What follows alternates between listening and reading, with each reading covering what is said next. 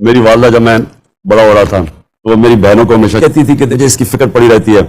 ये बड़ा सीधा है, ये ट्रस्टिंग है, ये लोगों के ऊपर आंखें बंद करके इत्मीनान कर लेता है और ये जिंदगी में रुल जाएगा। मेरी माँ मुझे हमेशा कहती थी। मैं माँ को कहता था, जब मैं बड़ा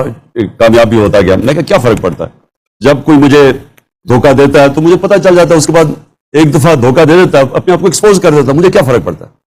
लेकिन मैंने जो प्राइम मिनिस्टर बन के चीज रियलाइज की, अच्छा मैं अपने बेटों को भी कहता था, मैं कहता था ये दिलेर आदमी की निशानी है कि वो, यानी जब डरता है आदमी तो लोगों के ऊपर ट्रस्ट नहीं करता ना, वो सबको समझता है कि मुझे कोई धोखा ना दे दे। जो दिलेर आदमी है वो कहता है जो भी करा मैं उसका मुकाबला कर लूंगा। लेकिन घोड़े बांध कर नहीं, लेकिन एक मिनट, मैं ये सोचता था तब तक जब तक मैं प्राइम मिनिस्टर नहीं बना।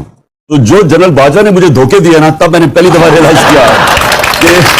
मैं हर बात मानता था, हर बात के लिए तो इतना वो सिंसियर लगता था सारा वक्त, मुझे तुम्हारी है, मैं तुम्हारी फिल्म, मुझे ये, हम एक पेज पे वगैरह। तो जब आहिस्ता आहिस्ता जब मुझे पता चला कि उसने कितने धोखे दे के